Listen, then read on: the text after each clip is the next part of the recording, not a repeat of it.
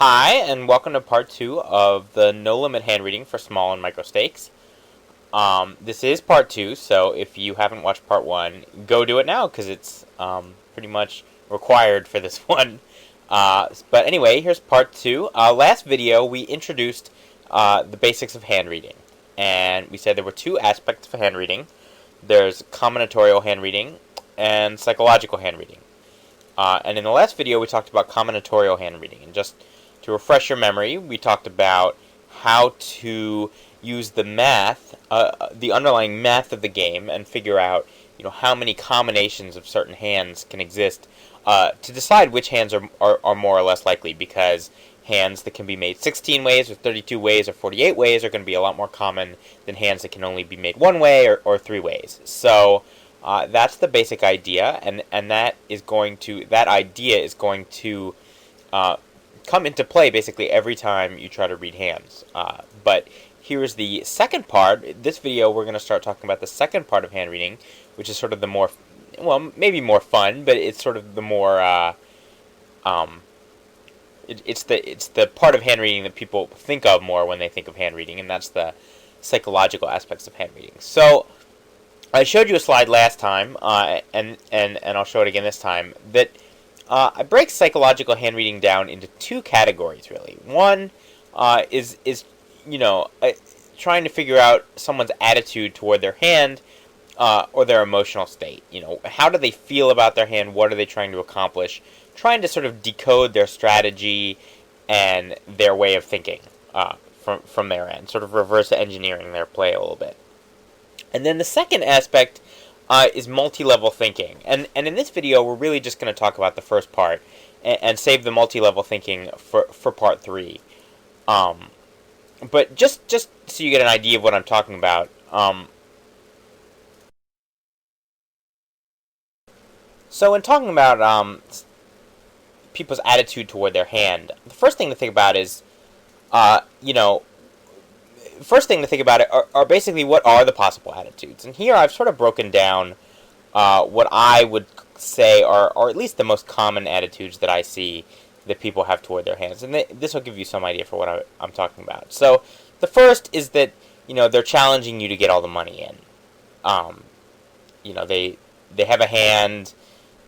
They either think it's a great hand, they think it's a great draw, whatever, but they're playing in a way that basically says, you want to get all in, I'll get all in.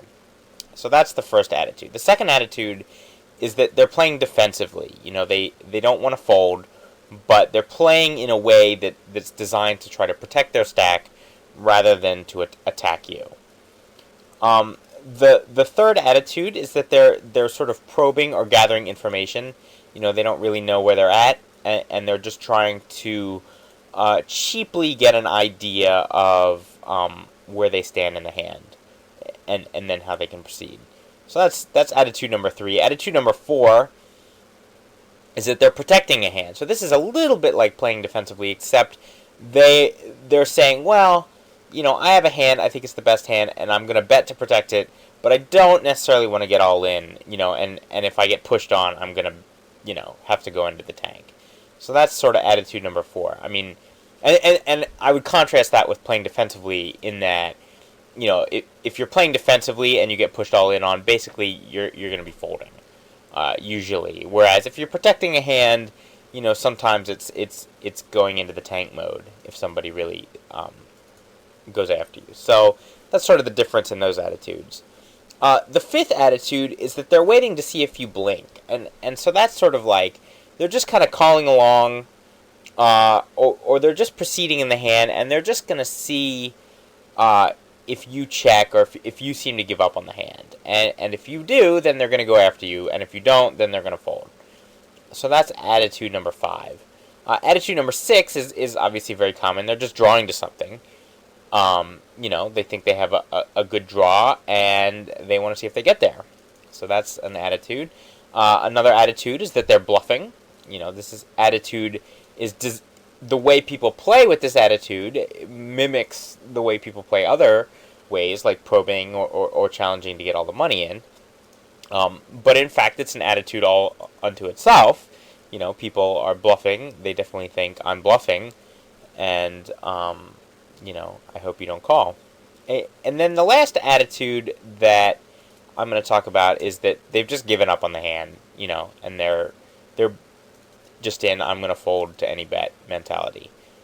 So those are the sort of attitudes that I came up with when I tried to rack my brain and think, how do people approach poker hands in general.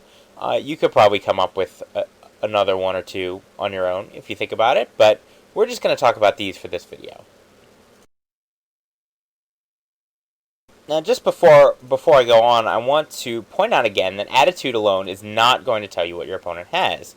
You have to combine your inference about your opponent's attitude with combinatorial analysis, and then in part 3 we'll talk about combining it with multi-level thinking to get a complete read. And just to give you a taste for how that works, say you think your opponent just a quick thing. I mean, say your opponent seems to be challenging you to get all the money in, but once you do the combinatorial analysis, all the hands that might want to get the money in don't make any sense. Well, then bluffing becomes a more likely attitude rather than challenging to get all the money in. So that's just one example of what I'm talking about, where you have to sort of take your theories about what your opponent's attitude is and sort of run it through this combinatorial sieve where you say, well, it seems like 80% they're challenging to get the money in, 20% they're bluffing, but then when I look at the combinatorial analysis, it's actually only 2% that they have a hand that they'd want to get all in, and the other 98% of the time they don't. Well, then that changes those percentages wildly. So that's one example, and then just to give you a taste for the multi-level thinking, your opponent could, if your opponent is just thinking, I have good hand, I bet, then a bet could mean one thing, whereas if your opponent thinks on a deeper level and says, I've represented weakness, my opponent has represented weakness behind me, I'm going to bet now, then that could be a completely different attitude. So that's sort of what I mean. So, but anyway, let's get back to the topic of this video, which is let's talk about the different attitudes. So attitude 1 is that your opponent is challenging you to get all the money in. And I wanted to show you a hand where I think my opponent is exhibiting that attitude pretty clearly. So here, this is a 50 cent a dollar game, and I have $100. So, and my opponent has less. My opponent has 90 big blinds. So we're playing the hand with 90 big blinds. I have ace king suited, and I open, and I get called in the big blind. Now, just so you know, this particular player, he's clearly trying to play well. He's fairly tight. Clearly a regular. As it turned out after the hand, he said, "Hey Ed, how are you?" So clearly, someone who's knows some stuff. So anyway, they called pre-flop. The flop comes ace 10-8 with 2 clubs, and opponent checks. I flopped an ace with ace king, so naturally I bet. And my opponent check raises, and makes a pretty solid sized check raise. And at this point, what do I think this check raise is? This check raise could be a couple things. Check raise could be a big hand, obviously.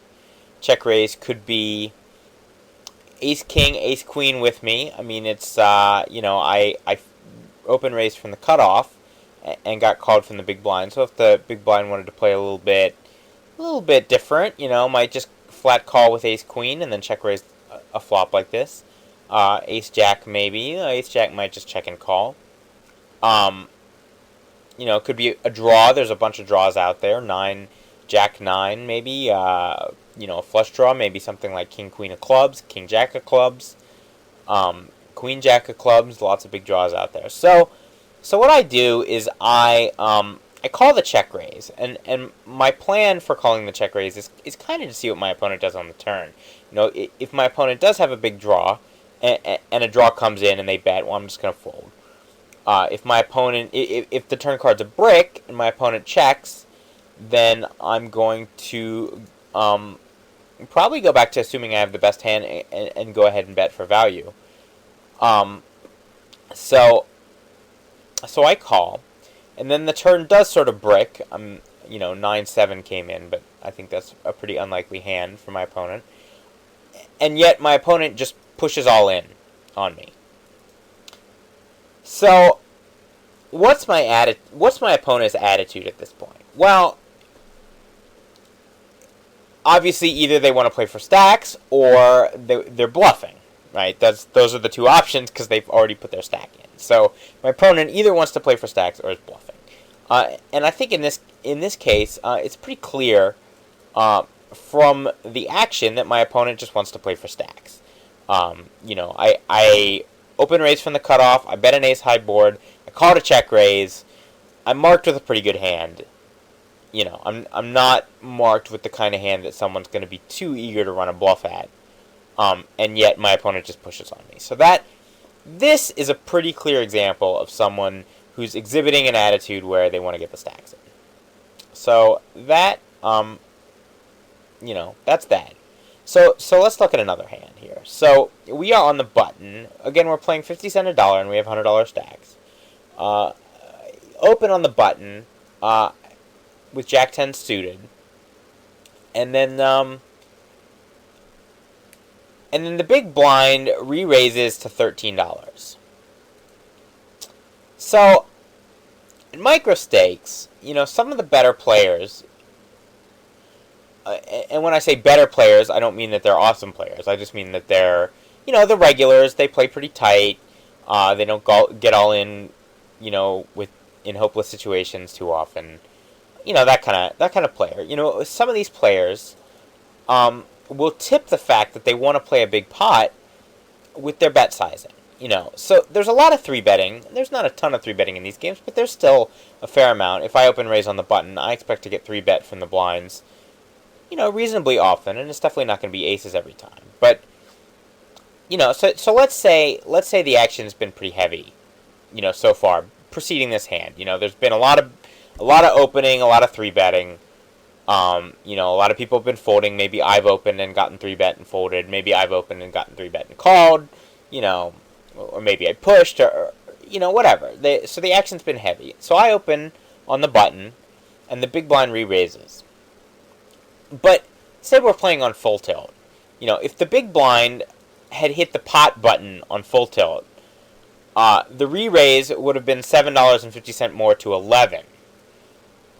So that would be this player's, quote unquote normal 3-bet size, or a lot of players will have that as a normal 3-bet size. They'll just hit the pot button and say that's my 3-bet. But this time, the player made it 13. So they made it a little bit extra. And I find that or at least that would lend me to the conclusion that he's hoping I'm not going to notice. I'm not going to notice a couple extra bucks. Either that or I'll think he's bluffing because, there's been a lot of 3-betting, and so, he's like, there's been a lot of 3-betting. My opponent could think I'm light, but I actually have a big hand. So let me just jack the 3-bet meter up slightly. So, under some circumstances, I might try to 4-bet bluff. But here, I'm definitely not going to. Not against this $13 re-raise. I'm just going to fold. So I would say that this sort of extra over-bet, 3-bet pre-flop is a tip that my opponent has the attitude that they want to get the money in. Okay, well let's move on to playing defensively. So this is going to take many forms, but often it's going to involve a lot of checking, a lot of calling, and making some blocking bets. And I would say the blocking bet is sort of the most telltale sign of defensive play. So here's another hand I played. This is again at 50 cents a dollar on full tilt. I start the hand with a double stack. But and my opponent is like 150 big bets. So we're playing a little deep. So I open on the button with 10-8 offsuit, and my opponent calls me in the small blind. Flop comes 9-3-3, rainbow. So my opponent checks. I bet. He calls. Turn is the 5 of diamonds. My opponent checks. I bet again. And he calls. Now the reason I'm betting again here, some of you say, well, why would you double barrel here? And the reason is that on a 9-3-3 flop, I really don't put my opponent on too great a hand. I mean, it's just hard to hit that flop. My opponent had to have cold called me from the small blind with a 3. I don't think it's so likely. So, chances are, unless my opponent has pocket 9s, they have something that's okay, but not awesome. And that's pretty much squarely where I put my opponent. So after they call the flop bet, maybe they have a small pocket pair. They might have pocket 4s, pocket deuces, pocket 7s. Maybe they have ace high. Maybe he's got ace jack, maybe, or ace 10. There's a lot of hands my opponent can have that are gonna be not so great. And the fact that, quote unquote, nothing changed on the turn, doesn't really bother me so much. I actually almost like that because all the ace high hands pretty much just bricked. Pocket pairs, unless he has pocket 5s, pocket pairs certainly haven't improved and aren't going to want to see another bet, and that kind of thing. So I'm going to go ahead and double barrel here, and I get called. So now, once I get called, I pretty much put my opponent on a pocket pair, something like 7s, 6s, something that wants to get to showdown, but that's playing defensively. It's checking and calling instead of betting. Thinks he has the best hand, but, he wants to get to showdown. So then the river bricks again. And now my opponent bets 25. And the pot's pretty big now. The pot's what? 30, 42, $50, right? It's in the pot. So the guy's betting half pot here. So I would say this betting line here on this particular board after this action, this is a defensive bet. It's sort of a combined value bet, defensive bet. He doesn't want to check and have me fire a pot-sized barrel at him because he's going to worry he's behind aces, kings, whatever. So he wants to bet. He wants to sort of represent some big wacky hand like ace 4 or a 3 or a full house or something. He basically, he wants to get away for $25 if he's behind the aces, and maybe get some value out of, say, ace king if I have that, or maybe he's got pocket 8s and he thinks I got pocket 6s or, whatever. So, but I would say that this pattern is an example of someone playing defensively. Thinks he has the best hand, but just trying to get to showdown. Okay, so let's talk about probing and gathering information.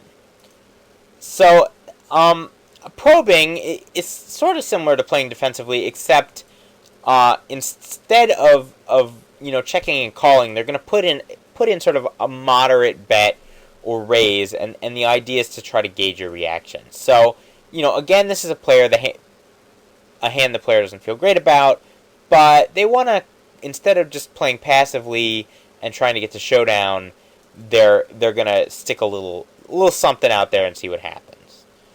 And normally their plan is that if you come after them, if they stick their little bet in and then they get a pot size raise, they're gonna fold. They're gonna feel like they got the information they were looking for. It's not good, and they fold. So that's sort of their mindset. So here's an example hand. So you have ace queen and you open. And your opponent calls in the big blind.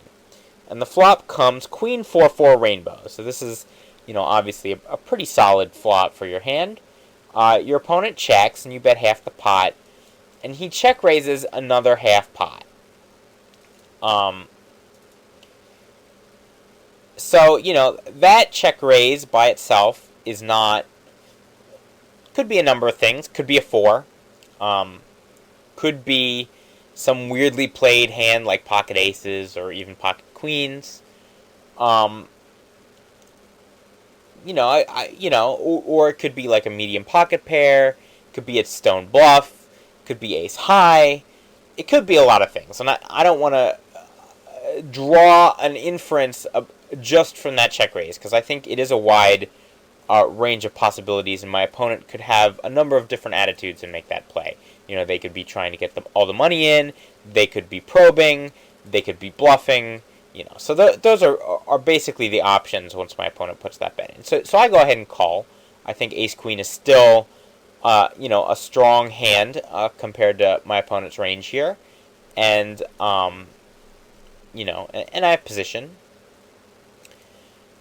Turn is an offsuit 9, so it's another total brick. And our opponent checks. So now I'm more willing to draw a conclusion about my opponent's attitude. That flops the small flop check raise, can be different things, but one of the things it can be is probing. It could be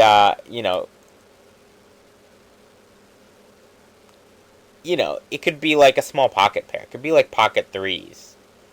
It's a dry board, and your opponent just wants to see if you're going to c-bet and just give up to a little bit of pressure.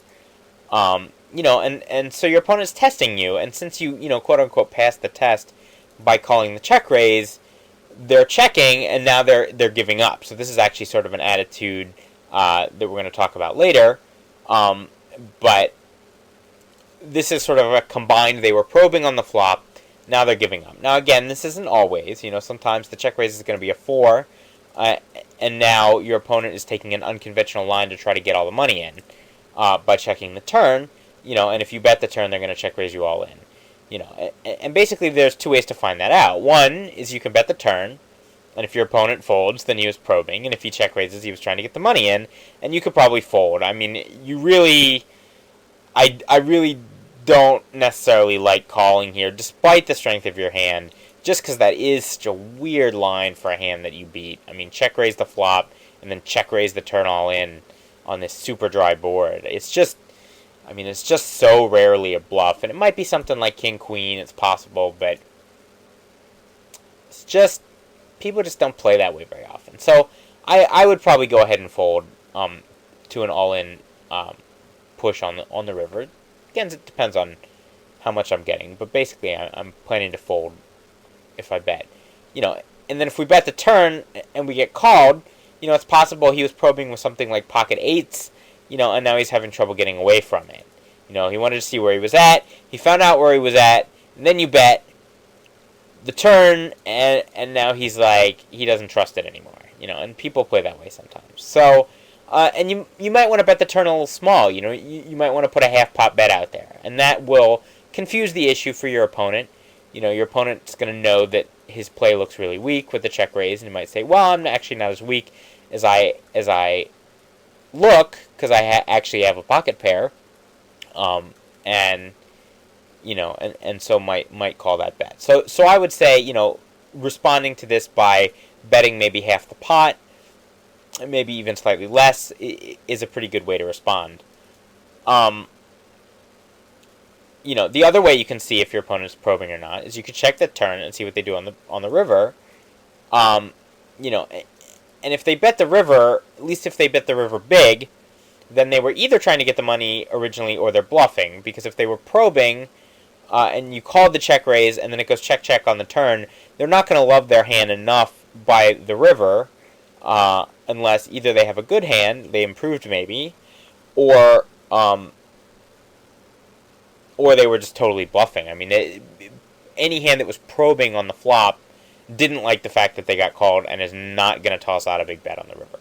If it's a blocking bet on the river, though, if it's a small bet, then they might have morphed into playing defensively. And I said probing can kind of do that.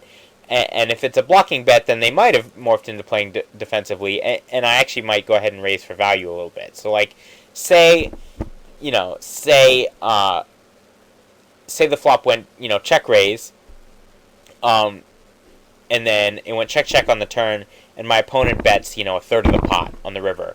I might go ahead and make like a min raise, and it's just gonna get called. I mean, I can't really explain it any better than that. That you probably have the best hand given the way your opponent's played, they're playing defensively / probing, and you have a pretty strong hand. So you probably have the best hand, and your min raise is just going to get looked up sometimes. So, whereas if it's a bigger bet, then defensive play or probing play is less likely, and it's more polarized to either like a bluff or a big hand. So that's sort of how I would analyze a situation like that. That could be probing or could be some other stuff. That's enough for now about probing. So let's move on to the next attitude, and that is protecting a hand. And I define protecting a hand as betting with a hand that you think is probably best, and that you think you can get some value from, but you don't want to get all in with. And you might or might not fold to a shove, but you're not going to love a shove. You're going to, sort of maybe wish you hadn't bet or wish you had gotten to showdown cheaper. So, so that's that attitude. And unfortunately, it's sometimes kind of difficult to tell if your opponent is protecting a hand versus trying to get the money in versus bluffing until you get to the later streets. On the flop, your opponent's going to bet a lot of hands and it's going to have different attitudes. They're going to be bluffs. They're going to be, trying to get the money in, trying to build a pot, and there's going to be protecting hands. Whereas once you get to the river, a lot of that uncertainty goes away, which incidentally, actually, I would say, just as a quick aside, I would say my strategy, especially in these games, in the smaller micro and small stakes games, is to sometimes just try to get to the river, because I find that my opponent's behavior on the river is a lot more well-behaved than it is on the earlier streets. On the flop, they'll bet a lot of hands, they'll donk bet, they'll do this and that, whereas on the river, people just don't get out of line so much. They bet big, they have a big hand. Or they're bluffing. They bet big, they have a big hand, or they're bluffing. And I can sort of get a feel for that based on the previous action. They bet smaller. Sometimes they're bluffing. Sometimes they're protecting a weaker hand, but and sometimes they have a bigger hand. But it depends on the action. And so forth. And if they check up front, often they don't have as good a hand.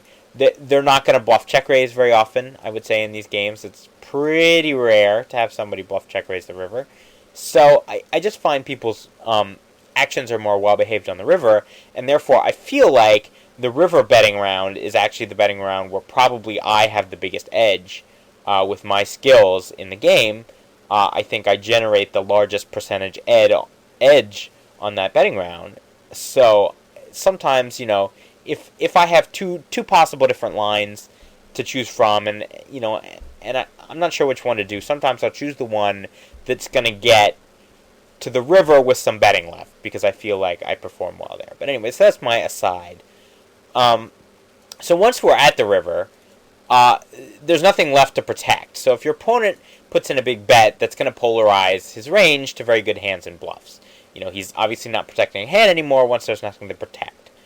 So it's unlikely your opponent has a medium hand. So basically the ways to tell the difference are, one, you can use combinatorial analysis to estimate how often particular ambiguous betting line is, quote-unquote wanting to get all in versus protecting a hand versus a bluff. You can use combinatorial analysis to help you with that problem. Just say, well, what are the hands my opponent want to get all in with? Sets, that's 9 ways, this, that, and the other thing. And then, and certain flops are going to provoke more protecting hands than others. If the flop is ace-3-3, then your opponent isn't going to feel too compelled to protect their hand, and the ranges are going to tend to be somewhat more polarized to big hands and bluffs than usual, because, those medium strength hands aren't going to feel so much that they have to protect. They're more going to be playing defensively, maybe probing, but they're not going to be in protection mode as much. Whereas, if the flop is coordinated, someone with top pair might feel like I really have to bet my hand here and charge the draws. So those are sort of the two ways that you can take an ambiguous betting line on the flop and try to get an idea for how often it's protecting hands versus other possibilities. You can use the combinations, and you can also use the flop texture and what you know about your opponent to try to get yourself in their head. So there's another way to tell the difference, and that is that you can put in a raise, and often that will tell you the difference. But obviously, that plan, has some drawbacks sometimes too. But that is something that I do sometimes. I do sometimes put in a raise to see how my opponent's going to react to it, to try to tell the difference. But I usually only do that if I already have other reason to suspect that my opponent might be a little bit weak. So, but as I mentioned before, often, sometimes the best way to kind of figure out the difference, if it's important to you to figure out the difference between protecting a hand and trying to get all in, is just sort of to wait your opponent out to the river, and that'll often give you a better idea. But a lot of the time that's just going to be too late. So that's my spiel about how to think about whether your opponent's protecting a hand or not. Waiting to see if you blink. Now this is a fun one. This is also known as floating, though it can be done out of position too. But when it's in position, this is sort of what floating is. It's calling in position, and just waiting your opponent out, waiting until they give up on the hand so you can take the hand away. Some players like to do this a lot. Some don't do it too much. So it's often sort of an opponent-dependent thing. It can also be dependent on, how the game has been playing recently. I start to see it happen if I, say I've been raising a lot, I've been really active, I've been isolating a bad player hand after hand, and then someone who's pretty tight and pretty good, begins to call behind me, and I start to say, well, I think there's a much better than average chance this player is trying to float me, and just take advantage of the fact that I seem to be coming in light a lot, to take pots away from me. And I sometimes use that idea against them. I'll basically give up, quote unquote, and then check raise. Is how I deal with that. So, but anyway, so that's floating. So it depends on your opponent, and it depends on the situation. And what you can do is you can, again, combine combinatorial analysis with your knowledge that the player likes to float, and that will often give you a good idea whether your opponent is calling just waiting for you to blink, or calling with something really weak, like a really weak draw or a weak pair or something, or if they're calling with a bigger draw or bigger hand or a solid draw that you're not going to be able to push your opponent off of. When your opponent's out of position, they can also kind of wait to see if you blink too. You often see it from a player who has a weak pair, and they'll check and call the flop, and they'll check the turn, and they're basically just hoping for you to check back. And if you check back, then they're going to say, I think there's a good chance my pair is good. And if you bet, then they're going to fold. So that's a very common strategy. It's a very exploitable strategy, because obviously you exploit it by just betting the turn every time when people check call when a player like that calls the flop. But anyway, or maybe not every time, but betting the turn more often than you normally would. But anyway, so sometimes players will call a continuation bet from out of position with, say a small pocket pair. You raise pre-flop, and then your opponent checks, and you bet, and they're going to call you with pocket threes. And they're just hoping you didn't pair, and they're hoping you check it down. And that's a fine strategy if you're going to check down overcards and bet bigger pairs. But once you start mixing your strategy up correctly, then those flop calls with the small pairs turn out to be not so good. But anyway, so let's look at a hand here. So you're on the button, and you have Queen 10, and you open, and sort of a tightish player calls in the big blind. And the flop comes 10-5 deuce rainbow, and your opponent checks, and you bet 3/4 of the pot, and he calls. So often this call is going to be a waiting to see if you blink call with a small pocket pair.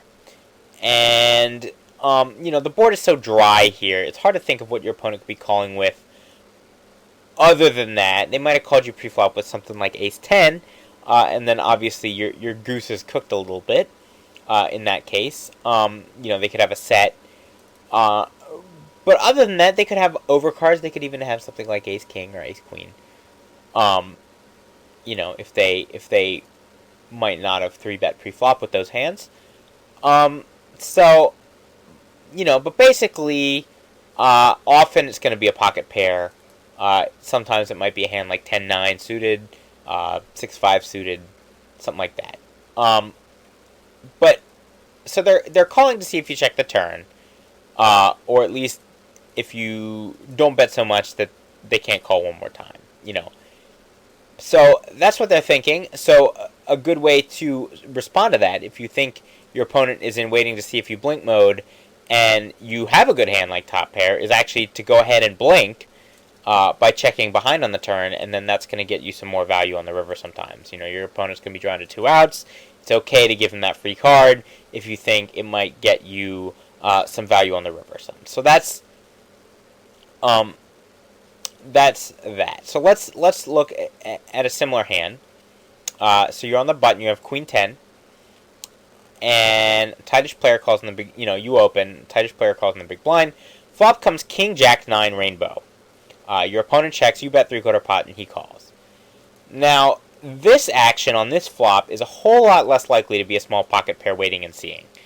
It could be something like Ace Jack or Queen Jack that will eventually fold to your action, but your opponent's play here is significantly stronger. I would not consider small pocket pairs to be a big portion of his range after this action, and therefore, since we flopped the nuts, I would tend to follow up with a turn bet. I'm not going to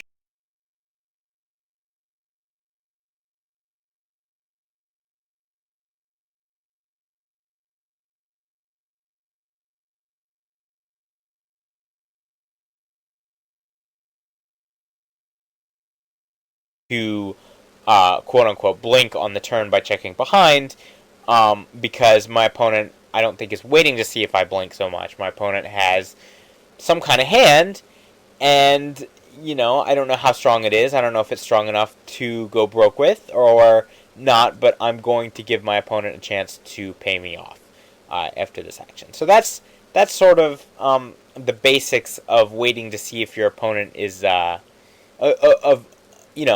thinking about whether your opponent is sort of waiting to see what you do, or whether they're just sort of acting on the strength of their hand.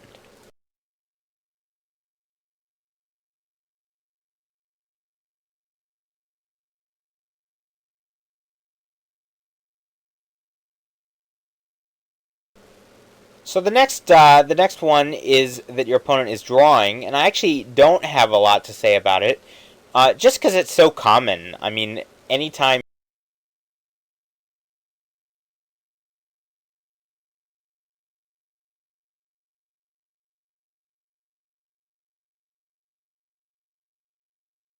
your opponent calls a bet and there's draws on board, your opponent could be drawing.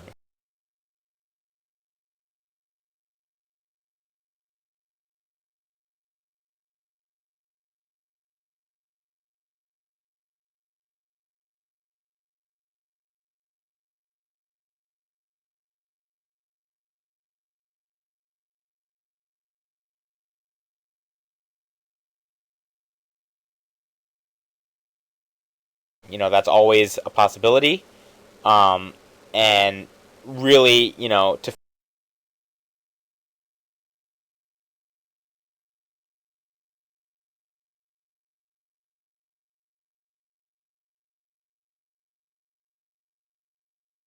figure out what your opponent's drawing to, you just have to use your knowledge of their preflop range and then just run the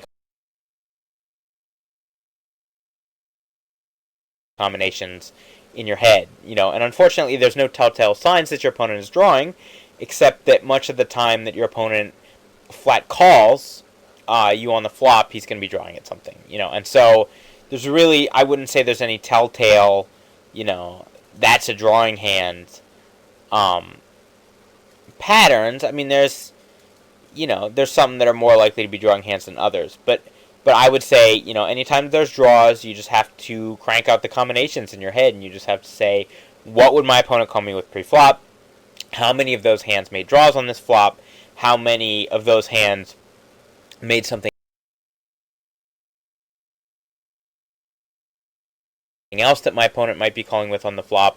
And just try to get that through the use of combinations. Once you get called on the flop, just say, what percent of the time is my opponent drawing, and what percent are they not, and then if they are drawing, what are they drawing to more often than not, and how strong are those draws. So that's I would say there's no really easy shortcut to say, wow, this opponent is drawing. One thing that is sort of often a telltale, I take it back. There is one betting pattern that I see sort of more often than not with draws, and it sort of involves, this is sort of a little tidbit, I won't even go through a hand for you because I actually just thought of it. But, say it's like, say you I don't know, say you raise pre-flop, and your opponent called, and then the flop came, a real coordinated board, and your opponent checked, and you decided to just check your hand behind. And then, on the turn, your opponent comes out and bets like a min bet. Like a tiny, tiny bet. And honestly, I sort of have a policy. It's not completely set in stone, and it depends a little bit on the situation, but I sort of auto-raise those min bets. They're just such a weak range of hands overall, that those min bets, I just raise them. I get immediate folds often enough for it to show a profit, just auto-raising those min bets. And, in fact, I would say go ahead and say that's a rule, at least at micro and small stakes. If your opponent bets whatever the minimum is, if you're playing 50 cents a dollar, and the pot's, you raise pre-flop, and they call, and the pot's $7, and your opponent busts out for a $1 bet, I would say you can go ahead and raise that bet to $7 every time, and that would show a profit. Now, I'm not saying it's always the best idea to do that, but I'm saying that if you went ahead and raised that bet every last time, I think you would show a profit. And then if you pull that back a little bit, and certain times, in certain situations, you don't raise, you might make even more money on it. But anyway, so say your opponent bets the minimum, and you complete the bet, and then they sort of snap call you. I find that betting pattern is very strongly indicative of a draw. They're not protecting their hand, they're not playing defensively, they snap called you because they're not folding. They're drawing.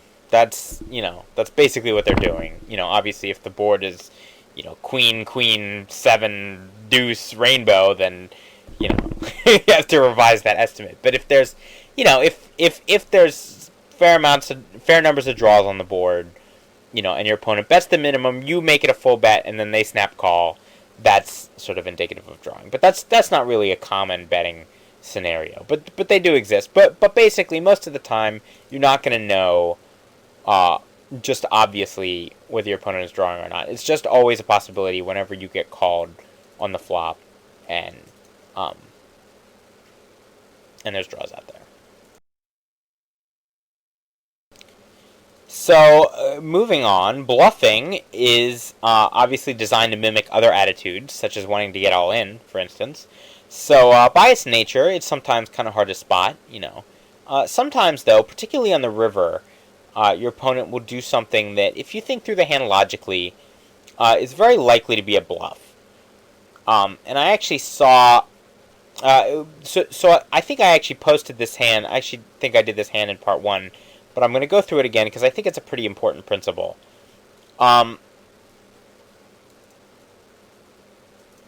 it's come up several times since I made that first part 1 video. It's come up a couple times in my play, and then I watched a video. Actually, watched the video where Stocks Trader and Leatherass were playing together, and they were playing 100 VPIP. They were playing every hand, and they actually, I don't remember, I wish I had the time and the situation, but they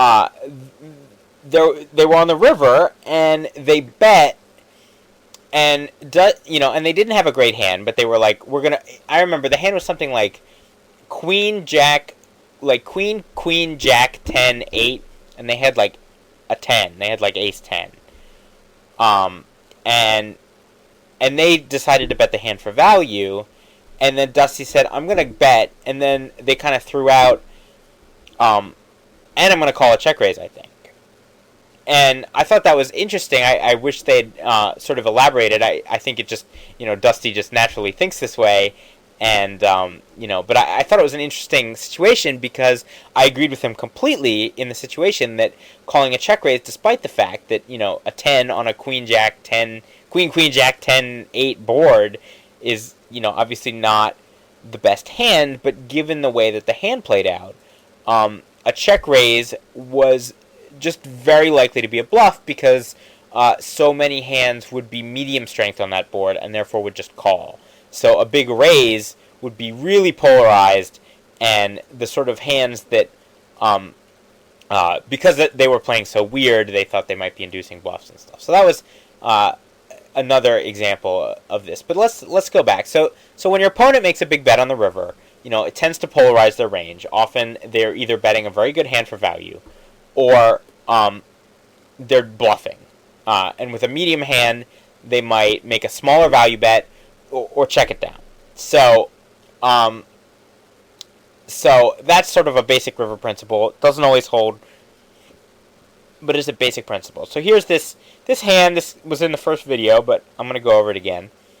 So opponent, kind of crazy, laggy, open limps.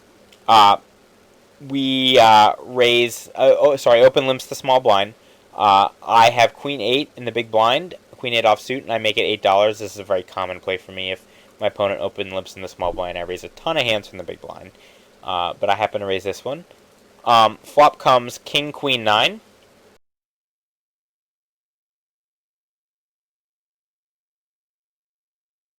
So I think I have the best hand, but my opponent checks, and I go ahead and check. And I'm checking because my opponent is sort of spazzy and bluffy, and I just want to induce bluffs. I'm not that worried about him drawing out. He could have a jack, could have a 10, but right now the pot's not really big enough for me to worry too much about it. So great card comes off on the turn. It bricks out. My opponent checks. I go ahead and decide to check again. Again, I'm trying to induce bluffs and get my spazzy opponent to be a little spazzy on me. So River's a king, another great card for me. Definitely didn't draw out on me. And because my opponent checked, my opponent actually checks 3 times, it's overwhelmingly likely that I have the best hand. So I bet for value. And now my opponent check raises. And the fact that I was overwhelmingly likely to be ahead when I bet the river is important. And that doesn't just poof when I get check raised. That's the context for the raise. And then I have to say, I was overwhelmingly likely to be ahead, and yet my opponent is now representing a hand that beats me.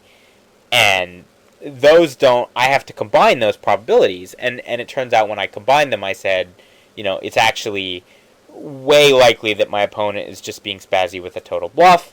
So I called. And that's exactly what happened. So that was my thinking there. So another way you can pick off a bluff, or you can kind of determine if your opponent has the bluffing attitude, is sometimes they're going to come out betting on scare cards. People do that with bluffs, and because they're scary for a reason, because they have drawn out.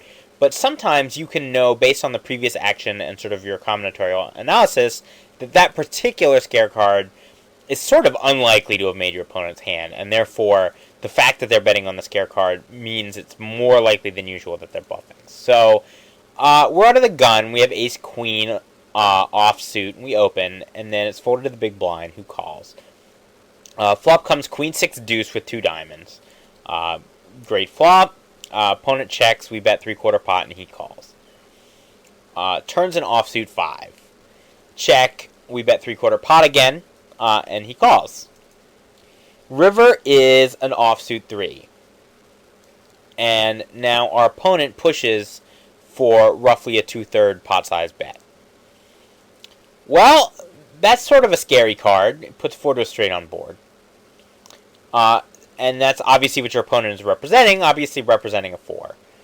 But actually, if you think about it, if you go back through the action of the hand, And your opponent could be a total spaz monkey, in which case some of this analysis is not as reliable. But let's say your opponent's not a total spaz monkey at the moment. Let's go back through the action a little bit. And I think if you do, you'll see that 4s are not a huge part of his range. So first of all, Queen 4, 6-4, and 4 Deuce are fairly unlikely holdings to call the preflop raise. So they're going to be fairly unlikely to start the hand with. Pocket 4s is a possibility. And the reason I picked those out, obviously, because they were flop pairs. Your opponent called a fairly dry flop, with a flush draw possibility, for a reason. And, a flop pair might be one of the reasons. Pocket 4s is a possibility. That is a definite possibility that is pretty much completely consistent with your opponent's play. So's Pocket 3s. That hand is pretty consistent with your opponent's plays.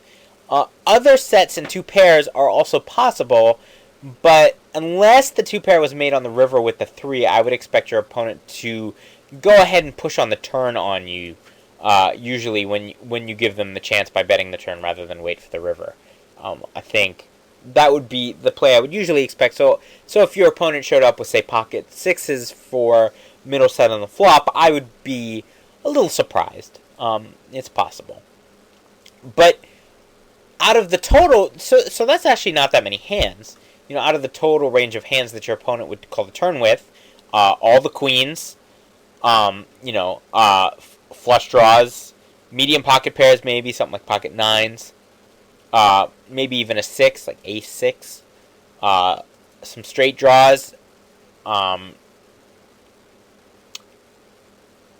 straight draws like 8-7. Not that your opponent would call the flop that often with 8-7, but it's possible.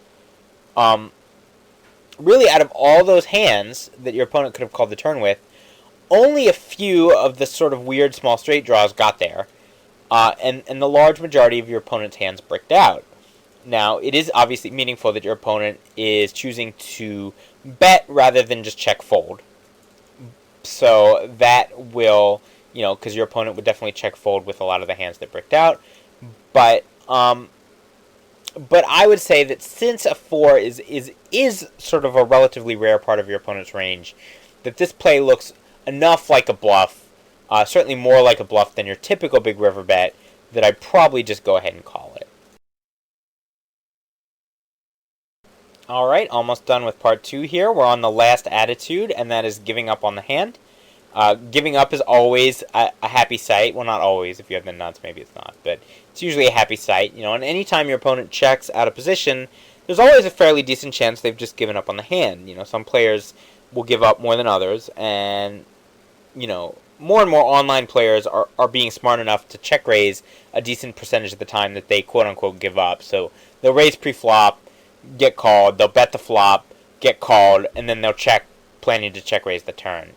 And their plan is that they want to mimic giving up on the hands and give the floaters a chance to fire and then check raise. So, but I would say, so I'm starting to see that line more and more, and it's good because that is an important line to take sometimes. But I would say, overall, people don't do it often enough to make betting after those turn checks unprofitable. And giving up is also more reliable in a multi-way pot, and that's sort of the point I wanted to make in this section. So, someone opens under the gun, and you're on the big blind, you call with 7... Sorry, you're on the button, rather, and you call with 7-6 suited, and the big blind calls. So it's 3 ways. Flop comes Jack 8-4 rainbow, so you flop the gut shot. Big blind checks, under the gun bets, you call, and the big blind folds. Turn is a king, and the under the gun player checks. So this is going to be a give up, just way too often, not to bet. In other words, I would say definitely bet this king. Play your opponent for giving up and bet here. Now if the pot were heads up on the flop, it's possible that under the gun is playing that game I talked about earlier, where they're checking to balance their rain and you're going to get hit with a check raise. And that's still possible here. But the third player on the flop actually changes the ranges quite a bit. First of all, your call looks stronger because you had a player behind you. You weren't last to act on the flop when you called. you called and someone could have raised behind you. So that makes your call a little bit stronger. Flops rainbow, so your opponent isn't going to be thinking, well, this guy is probably on a draw. You could have 10-9. There's a couple draws. Obviously you are on a draw, but it's not obvious that you would be drawing. Your opponent's going to say, yeah, it's probably a pair, probably jacks. Queen, something like queen jack, jack 10. So under the gun is not going to put you. It's going to put you on a flop pair more often than not. So due to that, I think under the gun is going to give up on some of the bluffs that he might have fired a second barrel if it were heads up on the flop. King comes, he might say, oh, that's a good second barreling card, I'm going to go ahead and fire the second barrel. But I would say because the fact that your call looks a little stronger here because of the three-way pot, you're going to see fewer bluffs. Also, you're going to see more value bets. If your opponent has something like King Jack, he's not going to want to play games, and check check raise. It might, but he's going to say, well, you're stronger, and I might get a call. So there's a number of reasons why I think that this check is somewhat weaker than it might normally be if it were heads up. And so I say definitely go for it on the turn. And also, if the third player had called the flop, say the third player had called behind you, then I would say the turn check is even more indicative of a give up on the part of the under the gun player. But then, obviously if you wanted to bet, I would say go ahead and bet, but the blind's hand would then be a bit of a wild card. So that's what I have to say about giving up. So that's it for sort of decoding your opponent's attitudes. Again, let's go over the attitudes that we reviewed in this video. Your opponent could be challenging you to get all the money in. They can be playing defensively. They can be probing or gathering information for themselves. They could be protecting a hand. They could be waiting to see if you blink. They could be drawing to something. They could be bluffing, or they could be just giving up on the hand. So those are sort of, I would say, the main attitudes that I see on a regular basis when people are playing. And you can combine these attitudes or your theories about these attitudes with combinational analysis and get a pretty good idea of what hand ranges to expect. And so in part 3, as I said, there is one more facet of psychological hand reading that's multi-level thinking that's going to help you decode actions and sort of map them to attitudes, people's real attitudes when they are sort of trying to disguise their attitude. And so that's what's going to happen for part 3. And then we're going to also in part 3 go through a few hands and maybe try to read our opponent's hand and come up with a play based on that read that maybe other players wouldn't make, that would help us win more money. So that's going to be part 3. I'm looking forward to it. Hope you enjoyed part 2 here, and I will see you next time.